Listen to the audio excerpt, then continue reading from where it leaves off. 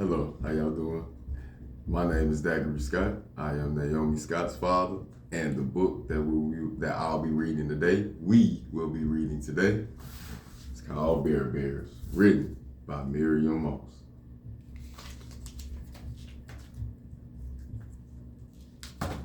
Ooh. Let's see.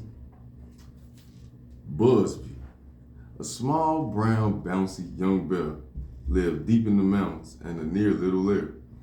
One night, as he slept, a stormy wind blew, snatched his clothes off the line, and away they all flew.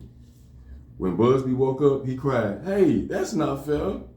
My clothes have all gone, and I have nothing to wear." He was sound asleep until the wind took everything off the clothesline. So let's see if we can find all his clothes. Busby looked in the garden, there in the wildwood, and there stood a hare in a Red Riding Hood. In her basket, she carried a checked cloth, even a fruit flan, and a small ginger cake to share with her grin. See? Now I wonder, what does she have of the bear? I wonder. Let's see. "Excuse me," said Busby. "I'm sure you know best, but my shirt's in your basket, and I need to get dressed. Last night as I slept, a stormy wind blew, snatched my clothes off the line, and away they all flew." Hare held up the cloth. "Yes, I see you're undressed. You are short of clothes. Now let me help you find the rest." Look like Little Red Riding Hood, don't you? I think that too. So Busby the bear, in his bright underwear, walked hand in hand with the rarest of hares. They searched high and low. They looked everywhere. They walked in a circle, and then in a square. Boing, boing. Boing, boing. Now let's see who else has some of Busby clothes. Leaning out of a house, there was clearly a clock. Was a mouse who was holding a striped yellow sock. Then he started to use it to polish the clock. The clock went tick, tock, as the bear went knock, knock, and the mouse ran down to unfasten the lock. "Excuse me," said Busby. "I think that it's time to mention that right now, that sock is mine." Mouse held up his duster. "Yes, I see you're undressed. You are short of clothes. Now let me help you find the rest." And see, he was very adamant about that sock. He said, "You're not finna use my sock to be polishing this clock." Can't blame him. So the rarest of hares and the mouse from the clock walked hand in hand with the bear and one sock. They searched high and low. They looked everywhere. They walked in a circle, and then in a square. Fee, fi, fo, fum.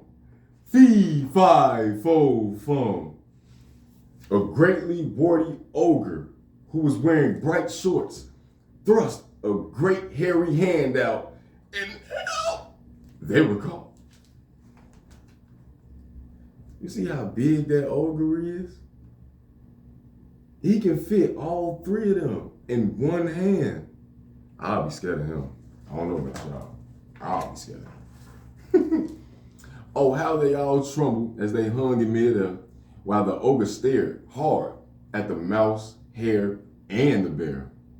"You think that I'll eat you, 'cause I'm big and I'm strong. But vegetarians believe meat eating is wrong." Phew. That's a big sigh of relief, because in a matter of seconds, they would have been gone. "Thank you," squeaked Busby. Now down on the ground, it's so good to know that we safe and we sound. "I hope you won't mind or feel out of sorts, but stuck to your hat is my lost pair of shorts. You're joking. You kidding. It's surely not so. And the ogre burst out with a loud ho ho ho. He pulled off the shorts. Yes, I see you're undressed. You are short of clothes, Bugsby. Now let me help you find the rest. Now, why would he wouldn't even know that those little shorts is on that hat? Those are little shorts. So the hare and the mouse and the ogre with warts walked hand in hand with the bear wearing shorts. They searched high and low. They looked everywhere. They walked in a circle.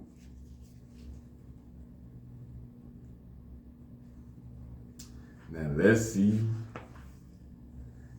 And we're back at Bear's Lair. You thought it was going to say walked in the square, didn't you? And we're back at Bear's Lair. Bugsby opened the door and was in for a shock because there by his shoes lay one striped yellow sock.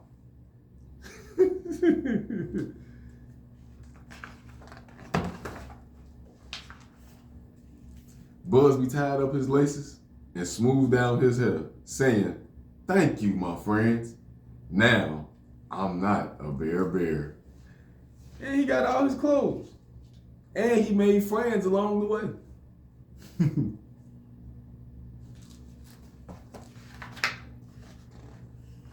The end. And that is Bear Bear.